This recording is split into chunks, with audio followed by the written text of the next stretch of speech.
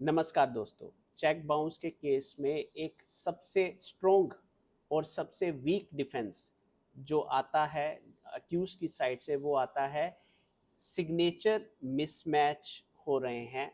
जो check dishonoured हुआ था और जो मेरे सिग्नेचर हैं बैंक में, वो दोनों सिग्नेचर्स डिफरेंट हैं। तो इस सिचुएशन में अगर आप कंप्लेनेंट हो तो आपको क्या स्टेप्स लेने पड़ेंगे, और अगर आप एक्यूज्ड पर्सन हो और जेन्युइनली आपके चेक्स का मिसयूज हुआ है, तो आपका सिर्फ ये प्ली लेना कि यस सिग्नेचर मिसमैच हुआ है, क्या इससे आपको ट्रायल में सक्सेस मिलेगी। और मान लो अगर आपके अगेंस्ट ये चेक बाउंस का केस डिसाइड हो गया है, तो क्या एपिलेट स्टेज में आकर आप ये रिक्वेस्ट कोर्ट को कर सकते हो कि मेरे सिग्नेचर मिसमैच्ड थे, ये डिफेंस जो है प्रॉपरली अप्रिशिएट नहीं किया गया by the learned trial court, कि मेरे को दोबारा से अपॉर्चुनिटी दी जाए एक हैंड राइटिंग एक्सपर्ट को बुलाने की एट द एपिलेट स्टेज पे, और जो सिग्नेचर मिसमैच आ रहे हैं उसको जो ऑनरेबल कोर्ट है वो चेक कर सके, कंफर्म कर सके।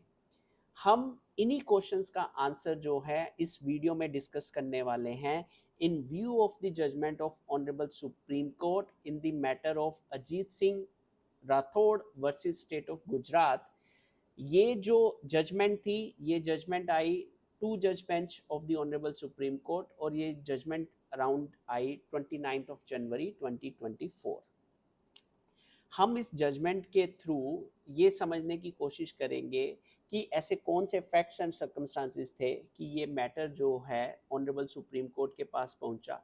हम दोनों ही साइड्स की स्टोरी को समझने की कोशिश करेंगे कि कंप्लेनेंट का वर्जन क्या रहा सिग्नेचर मिसमैच को लेके, और एक्यूज पर्सन का वर्जन क्या रहा सिग्नेचर मिसमैच को लेके। ऑनरेबल सुप्रीम कोर्ट के पास अब फाइनल इशू क्या था इस मेजर जो कंसर्न है signature mismatch in the dishonoured cheque versus the accused signature. और हम ये भी कोशिश करेंगे समझने की कि सेक्शन 391 ऑफ सीआरपीसी का रोल क्या है, और किन कंडीशंस में आप एपिलेट स्टेज पे ऑनरेबल कोर्ट को रिक्वेस्ट कर सकते हो to get your signature matching done. And finally हम इस जजमेंट के कंक्लूजन को समझने की कोशिश करेंगे, जिसमें हमारा ऑपरेटिव पोर्शन भी रहेगा और प्लस जो लर्निंग मिलने वाली है एक्यूज पर्सन को या फिर कंप्लेनेंट पर्सन को, सो दैट हम अपने ट्रायल को सक्सेसफुली अपने फेवर में डिलीवर करवा सकें। और अगर आपको भी ऑनरेबल सुप्रीम कोर्ट की रीसेंट जजमेंट्स को, ऑनरेबल सुप्रीम कोर्ट की एनआई मैटर्स की जजमेंट्स को डिटेल में समझना है, तो आपको उसका लिंक जो है हमारी डिस्क्रिप्शन में मिल जाएगा, जिसमें हमने वेरियस प्लेलिस्ट बना रखी है जो कि ऑनरेबल सुप्रीम कोर्ट की रीसेंट एनआई जजमेंट्स को एक्सप्लेन करती है। उन वीडियोस की प्लेलिस्ट आपको हमारे डिस्क्रिप्शन बॉक्स में मिल जाएगी। एंड फर्दर अगर आप फ्यूचर में हमसे लिंक्स डायरेक्ट एक्सेस करना चाहते हो, तो आप जो है इस चैनल को सब्सक्राइब कर सकते हो, और आप हमें ईमेल भी राइट डाउन कर सकते हो @info@न्यायतंत्र.com। So let us now understand पहले इस केस के फैक्ट्स क्या थे और इसकी टाइमलाइंस को समझें, so that we will be able to understand this judgment in a much better way. अगर हम टाइमलाइन की बात करें तो ये ऑब्वियसली चेक डिसऑनर्ड हुआ, देन स्टैट्यूटरी डिमांड नोटिस भेजा गया, एक्यूज पर्सन ने मना कर दिए। हम इस मैटर को बीच में से उठाते हैं जहां पर एक्यूज पर्सन ने ऑनरेबल ट्रायल कोर्ट के सामने एक एप्लीकेशन फाइल करी थी फॉर हैंड राइटिंग एक्सपर्ट के लिए in the cheque bounce case.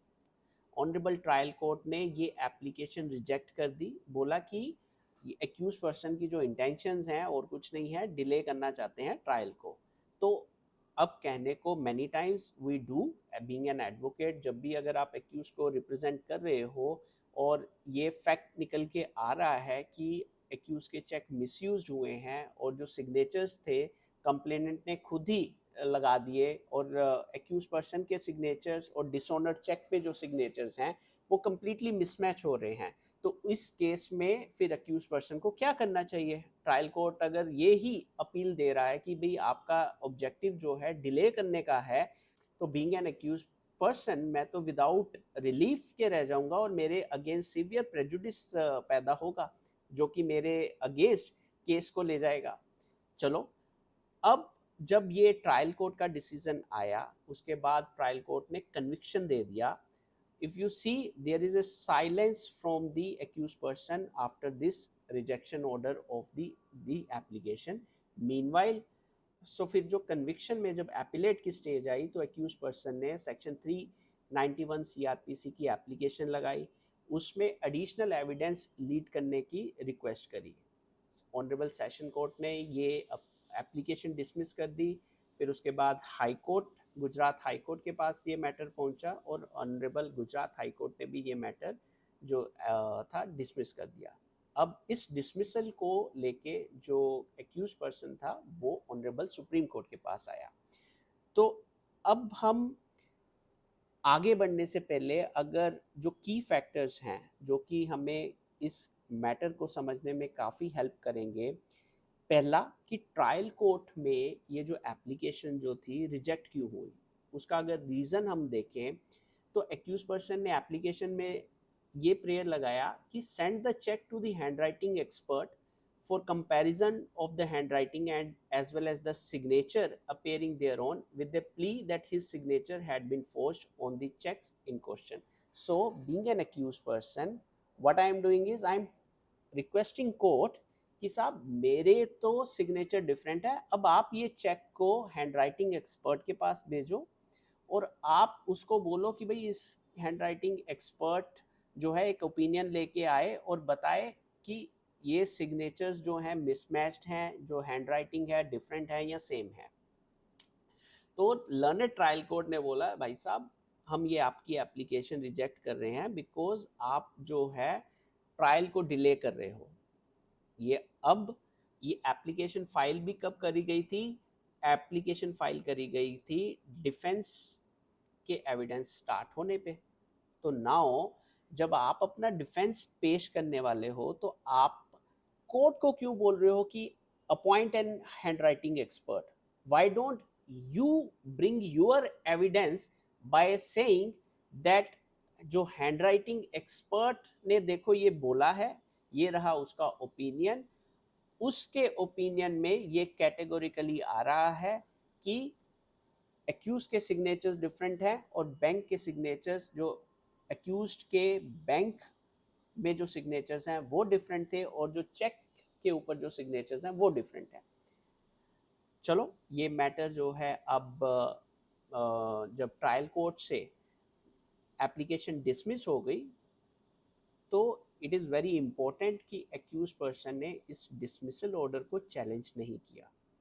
Accused person continue the trial, trial में कन्विक्शन आता है और फिर जब कन्विक्शन को चैलेंज करने के लिए एपिलेट स्टेज में पहुंचता है तो एक्यूज पर्सन अब यहाँ पे एप्लीकेशन लगाता है for two reliefs. First relief was taking additional evidence at the appellate stage and seeking a direction to obtain the opinion of the handwriting expert after comparing the admitted signature of the accused and the signature as appearing on the disputed check.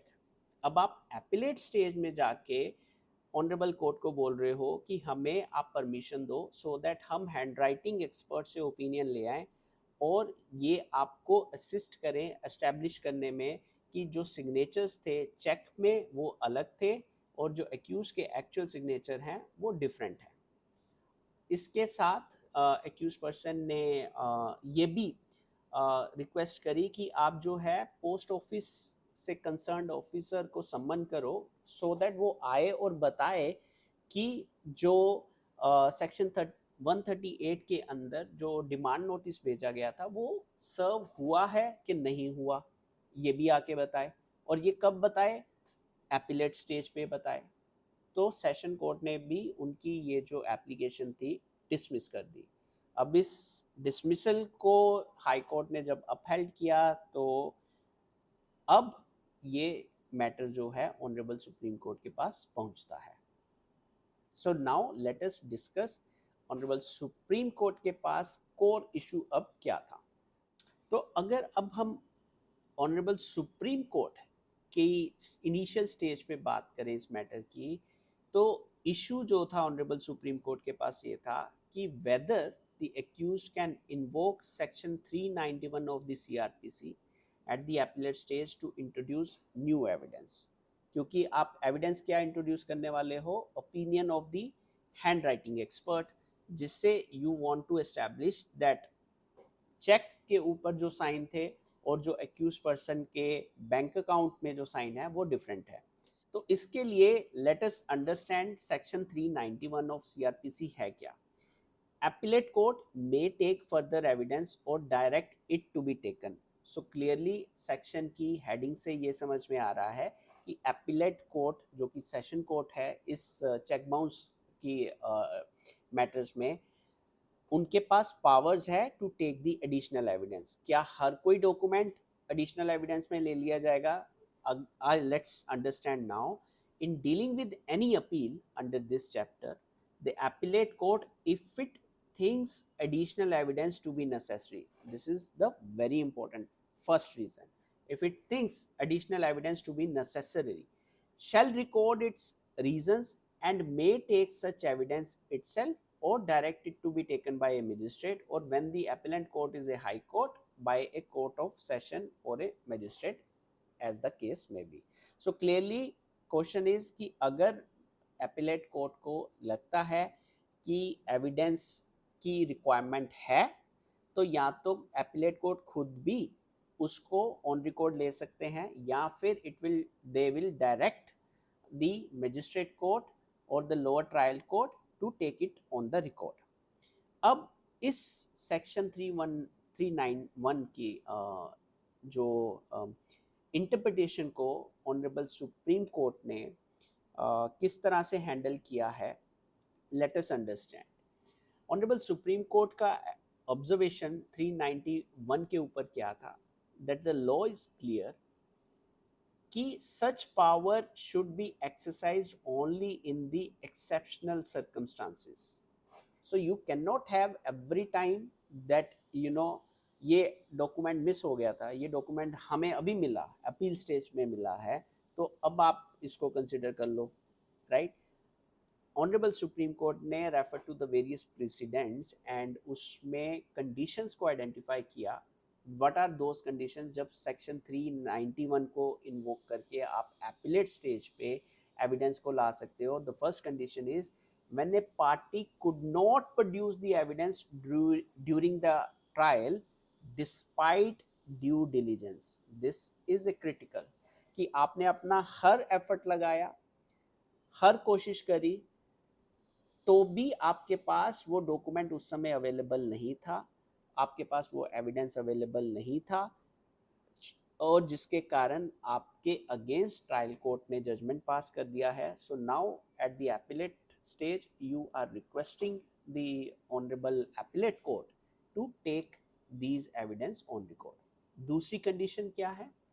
दूसरी condition ये है when the relevant facts came to light at a later stage। हो सकता है जब trial conclude हो गया, judgement आ गई, उसके बाद कुछ फैक्ट्स आपको पता चले या कुछ इंसिडेंट्स ऐसे हो गए जिससे न्यू फैक्ट्स इमर्ज हुए that are going to create an impact on the final order of the appellate court।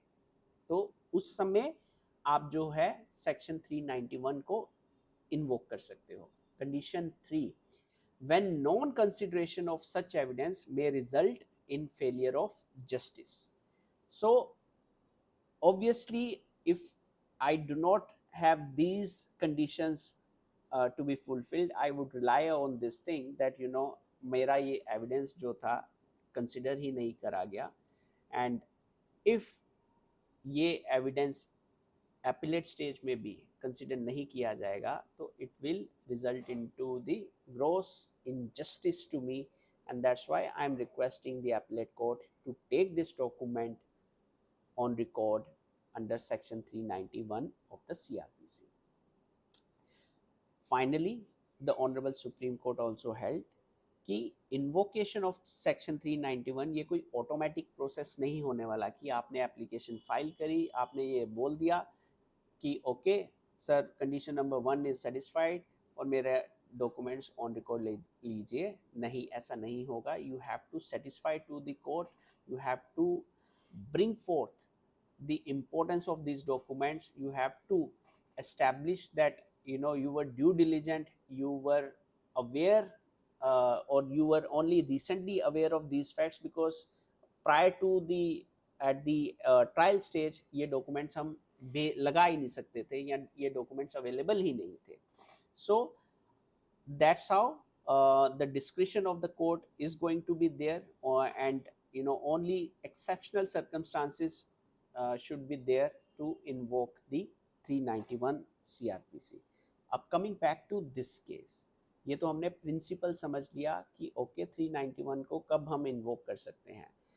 अब इस केस में क्या हुआ, इस केस में ऑनरेबल सुप्रीम कोर्ट की क्या फाइंडिंग्स रही. पहली फाइंडिंग ऑनरेबल सुप्रीम की finding, the requirement of due diligence for recording additional evidence. Right, क्या एक्यूज पर्सन इस केस में ड्यू डिलिजेंट था, क्या उसने सारे एफर्ट्स लगाए. हमने अभी तक क्या जाना कि एक्यूज पर्सन ने ट्रायल कोर्ट में एक एप्लीकेशन लगाई थी, वो एप्लीकेशन डिसमिस हो गई, उसके बाद ट्रायल चला और उसको कन्विक्शन मिल गई.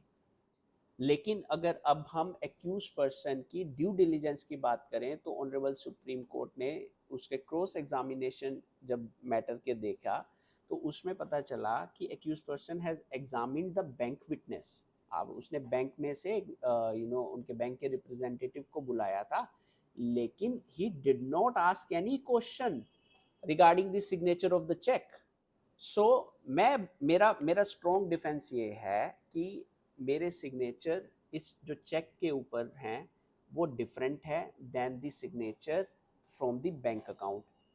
और मैंने बैंक के रिप्रेजेंटेटिव को एज ए विटनेस भी बुलाया और मैं एक भी क्वेश्चन उससे नहीं पूछ रहा कि that is it true that my signature on the bank are different from the signature which are being used on the dishonoured cheque. अगर इसका आंसर यस आ जाता तो ऑटोमेटिकली जो सारे केस की आउटपुट है वो टिल्ट हो जाती एक्यूज के पर्सपेक्टिव में. राइट, इससे फर्स्ट जो ड्यू डिलिजेंस जो एक्यूज पर्सन ने नहीं करी वो निकल के आई. So request for a hand writing expert at the appellate stage became questionable. तो जब आप बैंक को बुला के आपने नहीं किया और एपिलेट स्टेज में आप बोल रहे हो कि नहीं आप हैंड राइटिंग एक्सपर्ट को ओपिनियन रखने के लिए मेरे को अपॉर्चुनिटी दी जाए, तो this became questionable before the honourable supreme court. Next, why the appellate court cannot assist in collecting evidence for a party. This was a very important observation by the Honorable Supreme Court. Many times, agar being a complainant or being an accused person, you cannot ask कि you cannot expect कि court आपके लिए evidence build करेगा for your defense and for your arguments to prove any fact. चाहे आप complainant की side से हो या एक्यूज पर्सन के पर्सपेक्टिव से हो, तो आपको प्रूफ जो है खुद करना पड़ेगा, आपको एविडेंस खुद लाने पड़ेंगे, आपको अपने क्लाइंट से, आपको अगर आप खुद कंप्लेनेंट हो तो you need to provide relevant documentary और any other witness to your advocate so that आपका जो एविडेंस है properly before the trial court और बिफोर द सेशन कोर्ट वो रखे जा सके. अगर आप नहीं करोगे तो then you can not expect that court will fight your case on your behalf. So the honourable supreme Court held that the court cannot be expected to assist the accused to collect the evidence on this behalf. तो इस कारण से section 391 CrPC you can not expect कि भाई आप 391 invoke करो जो लैकुनास fill करने वाली ऑप्शंस हैं उसके लिए आप 391 को इन्वोक कर रहे हो. So the accused who neglected to produce evidence at the trial stage cannot seek to cure the lapse at the appellate stage. In return, अगर हम इसको इस सेंटेंस को देखें, जो कंडक्ट है accused person का, that becomes very very important at the trial stage. और वो conduct is not just limited to the accused person but also to the complainant also. Next, अगर हम पॉइंट को ऑब्जर्व करें जो ऑनरेबल सुप्रीम कोर्ट ने देखा, failure to challenge the trial court rejections. हमने क्या अभी तक जाना कि एक्यूज पर्सन ने एक एप्लीकेशन लगाई making request to the court to appoint a hand writing expert, लेकिन वो एप्लीकेशन अगर रिजेक्ट हो गई, did he challenge that rejection order by filing a revision petition? The answer was no. अब ये इन एक्शन जो है, ऑनरेबल सुप्रीम कोर्ट ने बोला that the order has now attend the finality, the accused cannot revive the same request at the appellate stage. So you see, your conduct at the trial actually is setting up the base how you are going to get judgments in your favor or against yourself.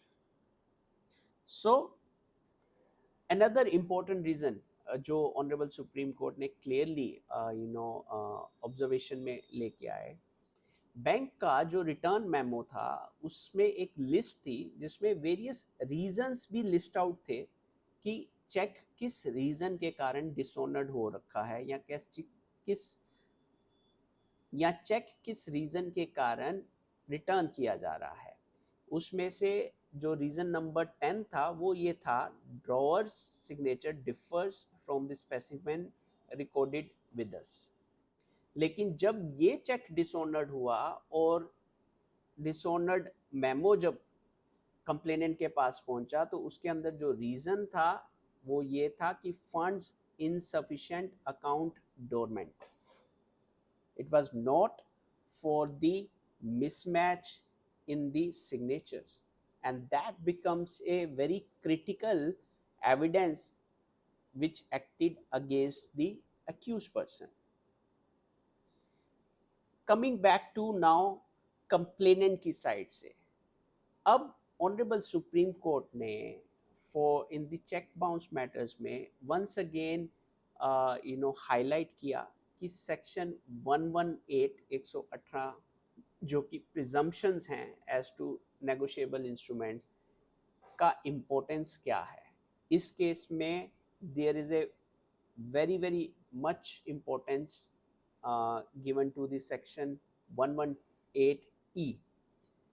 उसके अंदर as the presumption as to the negotiable instruments, until the contrary is proved, the following presumptions shall be made. और जो subsection E है, the following presumptions shall be made as to the order of the endorsements, that endorsements appearing upon a negotiable instrument were made in the order in which they appear thereon. So check में कुछ भी अगर information डली हुई है, जब तक accused person आके उसको रिबट नहीं करता, तब तक ये presumption will always be active in favor of the complainant and against the accused person. The accused person has to rebut it. For example, Honorable Supreme Court ने एक एग्जाम्पल भी दिया कि अगर accused person certified copy of a document issued by a bank वो अगर लेके आ जाता है, तो that will definitely a good evidence for the accused person, right? So that evidence is admissible under the Bankers Book Evidence Act, और उसके लिए कोई फॉर्मल प्रूफ भी देना नहीं पड़ेगा आपको. लेकिन इस केस में एक्यूज पर्सन ने सिर्फ एक एप्लीकेशन लगाई और कोर्ट को बोला कि साहब आप जो है एक हैंड राइटिंग एक्सपर्ट जो है अपॉइंट करो ताकि वो चेक करे कि मेरे सिग्नेचर जो है डिफरेंट है from the dishonoured cheque and the bank account. तो ऑनरेबल सुप्रीम कोर्ट ने एग्जांपल्स इलुस्ट्रेट करी कि अगर आप रिबटल करना चाह रहे हो, राइट, तो एटलीस्ट गिव सम एविडेंस कि आप सर्टिफाइड कॉपी दे सकते हो अपने स्पेसिमेन सिग्नेचर्स की, राइट, या आप किसी बैंक के रिप्रेजेंटेटिव को एज ए विटनेस बुलाओ, okay, for giving evidence regarding the genuineness और otherwise on the signature of the cheque, और उससे उनका एग्जामिनेशन इन चीफ करवाओ, उनसे क्वेश्चंस जो हैं आप जो है, अगर दूसरा रिबटल का पॉइंट ये हो सकता है कि आप कंप्लेनेंट को क्रॉस क्वेश्चंस में इस तरह से क्वेश्चंस पूछो कि इट बिकम्स ऑटोमेटिकली कि यस, कि ये जो सिग्नेचर्स हैं कंप्लेनेंट ने ही खुद कर दिए, गलत किए हैं, right. So unless and until accused person will not take efforts on its own, the court is not going to sit and support the accused person. And this is equally applicable to the complainant also. कि एक बार मान लो अगर accused person has successfully rebut these presumptions, then the complainant cannot sit over their pleadings. He has to bring in evidence to prove that yes, the debt existed, yes, the check was issued in favor of the complainant to discharge that debt, and yes, because of the insufficiency of the funds, check gets dishonored. अगर ये facts नहीं prove कर पाएंगे after the successful rebuttal by the accused person, then the complainant would also have a tough time to get the case in their own favor. So having said that, अगर हम conclusion के ऊपर बात करें इस matter में, तो accused person के लिए key learnings from this judgment are that you need to take action timely. You cannot sit over the rejections. अगर आपकी कोई एप्लीकेशन रिजेक्ट हो गई है और आपको लगता है कि इसका इम्पैक्ट पड़ने वाला है आपके केस के ऊपर, don't wait, consult with your advocate and challenge the rejection order before the appellate court or the session court or the revision, invoke the revision jurisdiction of the session court.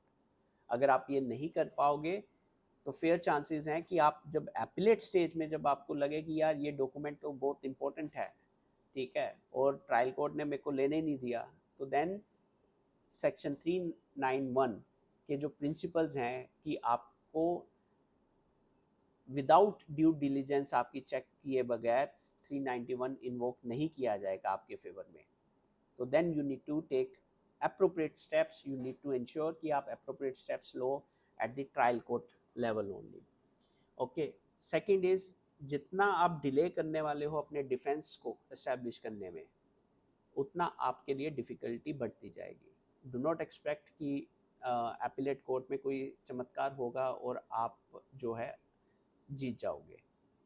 अगर आपने evidence नहीं किए करे submit, defence evidence lead ही नहीं किया, अगर आपने cross examination के समय में कंप्लेनेंट से अप्रोप्रिएट क्वेश्चंस ही नहीं पूछे, तो फेयर चांसेस हैं कि आगे की लड़ाई आपके लिए टफ होने वाली है, right.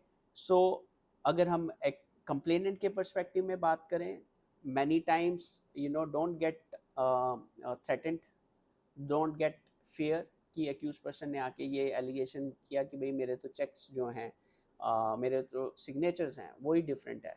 So don't get threatened bye सच वेग क्लेम्स. ठीक, आप जब तक एक्यूज पर्सन डिफेंस में एविडेंस नहीं लेके आते हैं, तब तक जो प्रिजम्पशन है अंडर सेक्शन 118 एंड 139 की जो प्रिजम्पशन है, it will always act in favour of the complainant.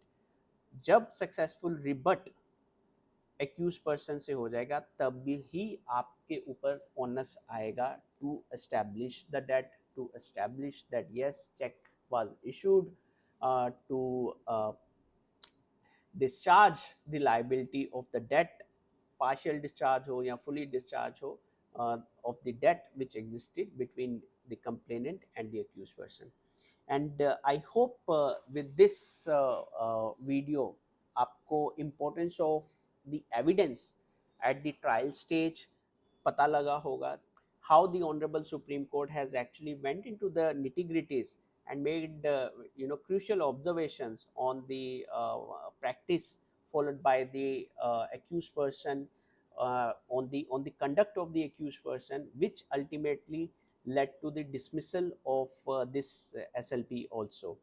And don't forget to share this video with your friends or other stakeholders who are practicing the check bounce matters. That judgment, that video will definitely help them to understand the nuances of appreciation of the evidence at the trial and at the appellate level.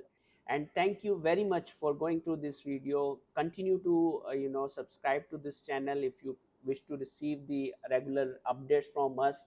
And if you have any specific queries or questions, you can write to us at info@nyayatantra.com. And thank you very much for going through this video.